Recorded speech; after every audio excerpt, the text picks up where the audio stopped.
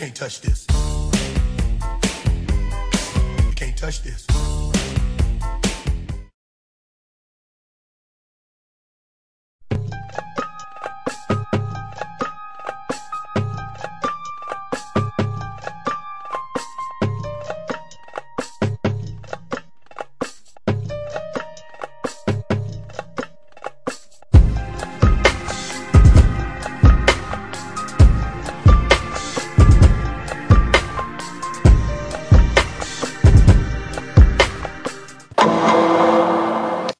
Well, I walked into the house, I turned on the lights. At first, I thought something was wrong, because I called Miss Edna's name, and she did not answer me.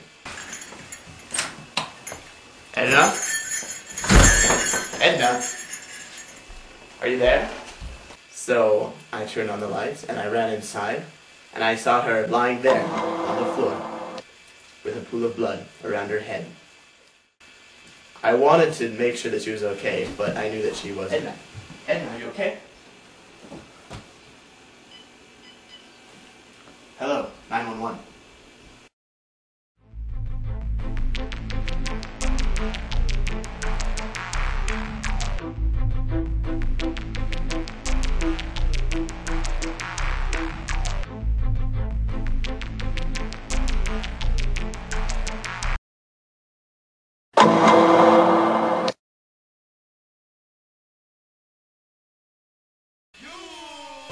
John, can you answer the question? Huh? So what was the question, G? What were you doing the day that she was murdered? Oh, well, I was just at my crib and I was catching some Z's, you know?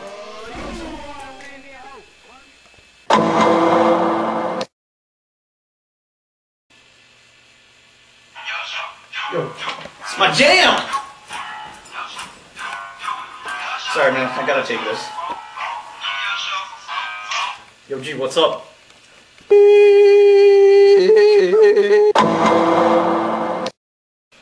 Well, yeah, about those smoke detectors.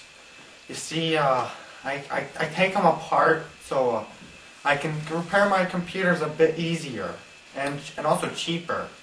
Because you see, all those tiny little chips are really expensive if you buy them wholesale.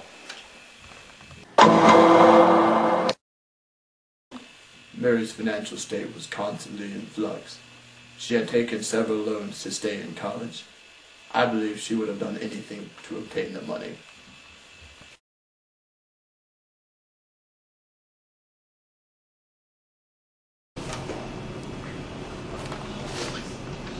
After careful analysis of all of the data of the beverage taken from the crime scene and from the sample beverage taken from each suspect's house, we have discovered that Mary's caffeine-free Diet Pepsi matched the beverage found at the crime scene most.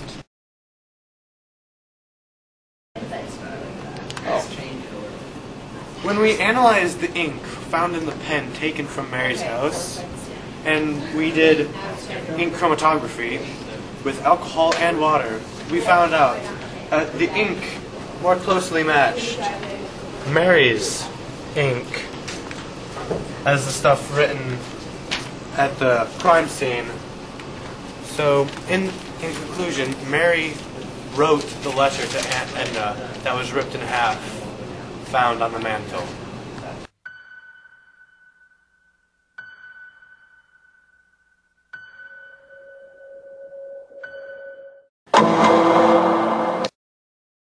My Aunt Edna was a mean old woman. She was always so mad at the world. My parents made me promise before they died that I would visit her. I really don't like it though. She's just so mean. What were you doing that day? I was on campus doing research in my lab. I was alone all day. Lies! You weren't really in your lab that day, Mary. What happened? Where were you? Of course I wasn't in my lab that day. I hated that woman. She was a mean old hag who didn't care about anyone. She had all of this money and wouldn't share it with anybody. And I needed that money. I have loans to pay off. I have a ton of money that I owe.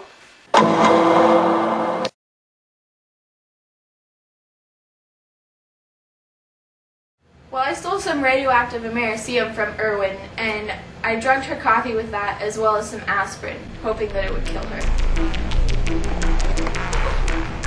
I noticed that the drugs weren't taking effect soon enough, and she began reaching for the phone. But I didn't want that to happen. I knew I had to stop her. So I grabbed a candlestick that was on the counter and hit her over the head.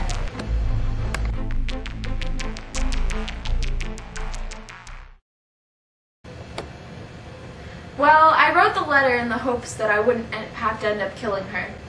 But it didn't turn out that way. She was just so stingy that she wouldn't give us any money. Too bad now.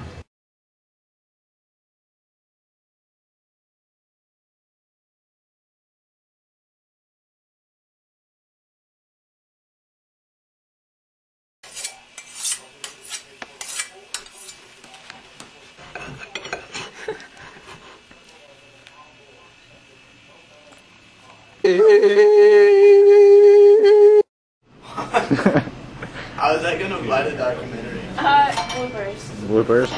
Bloopers? Bloopers. Bloopers. Bloopers? Yo, Vanilla, kick it one time, boy. Yo, VIP. Let's kick it. Ice, ice, baby. Ice, ice, baby. Alright, stop. Collaborate and listen. Ice is back with my brand new invention. Something grabs a hold of me tightly. Flow like a harpoon daily and nightly. Oh my gosh. You can even cut cookies with this nice candle holder. You can even kill people with it.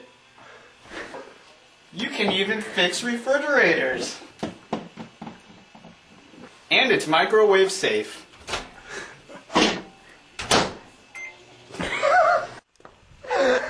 So, Allison's car just slipped down Spencer's driveway. And there she is. I refuse to do this.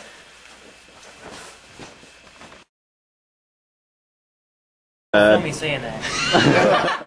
Take 17. Oh. Don't Mr. Dexheimer secretly. All day. You get so much good stuff.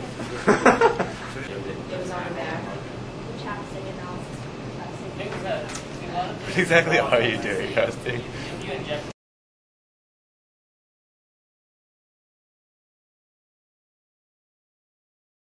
You're making like a home video. It's gonna be so lame. No, trust me. I'm gonna like edit every clip and it's gonna be so good. Yeah. It is. Whatever you say. It is. And it's gonna go with like me. I will put it on YouTube. No. We should. Allison, what do you think about that? About it being on YouTube? Yeah. I think it's pretty awesome.